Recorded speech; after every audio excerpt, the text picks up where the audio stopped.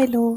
आज सकाळी सकाळीच भाजीपाला आणला होता आणि मी तोच इकडे नीट करून ठेवत होते. सगळं स्वच्छ करून काढून ठेवलं की मग भाज्या करताना तो इझी पडतं आणि वेळ पण कमी वाचतो. जेव्हा करायचं तेव्हा आपण त्या करू शकतो. आणि दुपारच्या वेळी इकडे मी व्हेज बिर्याणी करायला घेतली होती, कारण आज ह्यांची फरमाईश होती व्हेज बिर्याणी करण्याची.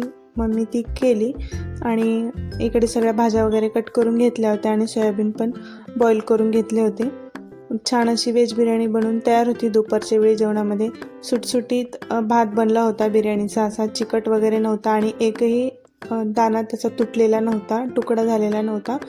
अख्खा तांदूळ मस्त छान शिजला होता आणि कोशिंबीरसोबत व्हेज बिर्याणी मी सर्व केली. नंतर अद्विकला इकडे ड्रॉइंग करायचं होतं, पेंटिंग हनुमान बनवलेला आणि त्याला ते पेंट करणं चालू होतं. त्याचं नवीन गोष्ट काही असली की दिवसभर तो त्याच्यातच घालतो.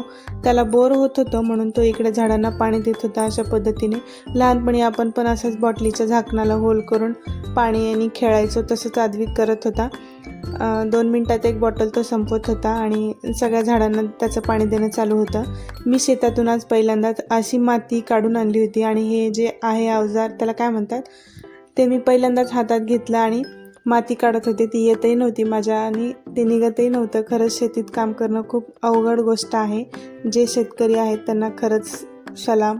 आणि इकडे मला तुळस लावायची होती म्हणून मी ती माती आणली आणि कुंडीमध्ये सगळी माती भरून घेतली, मोकळी करून छान सुटसुटीत. आणि तुळशीचं रोपटं पण होतं तिथे, जे मी तोडलेलं असं चाललं होतं म्हणून. आणि नंतर त्यामध्ये छानपैकी तुळशीचं रोपटं लावलं, त्याला पाणी वगैरे घातलं वरतून.